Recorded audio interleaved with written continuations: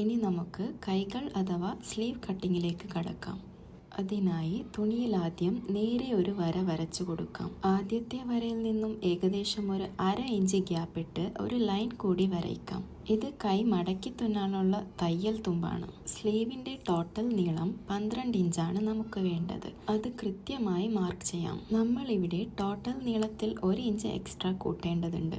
നമ്മൾ രണ്ടറ്റത്തും 1/2 ഇഞ്ച് വീതം തയ്യൽ തുമ്പ് നേരത്തെ വിട്ടിട്ടുണ്ടല്ലോ, അത് ഇതിനായിട്ടാണ്. സ്ലീവിന്റെ ഷേപ്പ് മാർക്ക് ചെയ്യാൻ ഒരു ചെറിയ കണക്കുണ്ട്. നമ്മുടെ ചെസ്റ്റ് അളവ് 37.5 അതിനെ 4 കൊണ്ട് ഹരിച്ചാൽ 3.25 പോയിന്റും കിട്ടും. അതിൽ നിന്ന് 1 ഇഞ്ച് കുറച്ചാൽ 8.25 ഇഞ്ചാണ് ലഭിക്കുക. ഈ 8.25 സ്ലീവിന്റെ വീതിയായി മാർക്ക് ചെയ്യാം.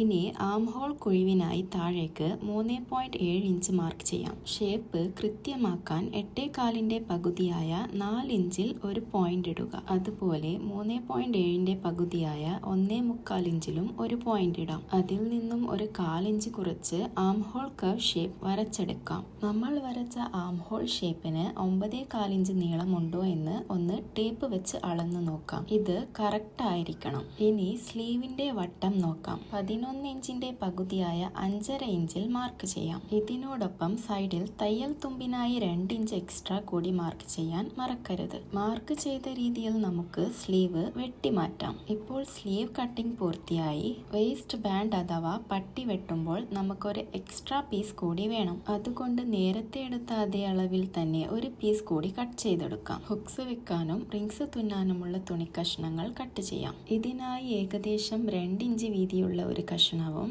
4 ഇഞ്ച് വീതിയുള്ള മറ്റൊരു കഷ്ണവും മാർക്ക് ചെയ്യുക. ഇത് കൃത്യമായി വെട്ടിമാറ്റിയാൽ ഹുക്ക് പട്ട് തയ്യാറായി. അടുത്തത് കഴുത്തിന്റെ പൈപ്പിങ്ങിനും ഹെമ്മിങ്ങിനും വേണ്ടിയുള്ള തുണിയാണ്. ഇതിനായി തുണി ക്രോസ് ആയി വേണം വെട്ടിയെടുക്കാൻ. ബ്ലൗസിന് ആവശ്യമായ എല്ലാ പീസുകളും ഇപ്പോൾ റെഡിയാണ്. Back piece, front piece, waistband, hooks piece, hemming piece എന്നിവയെല്ലാം ഉണ്ടോ എന്ന് നമുക്ക് ഒന്നുകൂടി ചെക്ക് ചെയ്യാം. ഇനി നമുക്ക് നല്ല തുണി അഥവാ മെയിൻ ഫാബ്രിക് കട്ട് ചെയ്യാം. നമ്മൾ വെട്ടിമാറ്റിയ ലൈനിങ് പീസുകൾ ഓരോന്നായി തുണിയുടെ മുകളിൽ നിരത്തി വെച്ച് ഒരൽപ്പം തയ്യൽ തുമ്പിട്ട് കട്ട് ചെയ്തെടുക്കാം.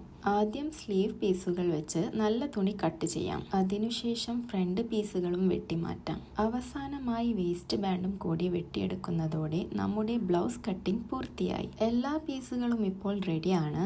ഇതിന്റെ സ്റ്റിച്ചിങ് വീഡിയോ കാണാൻ ആഗ്രഹമുള്ളവർ മറക്കാതെ ലൈക്ക് ചെയ്യുക, ഷെയർ ചെയ്യുക, പിന്നെ സബ്സ്ക്രൈബ് ചെയ്യാനും മറക്കരുത്. അടുത്ത വീഡിയോയിൽ കാണാം.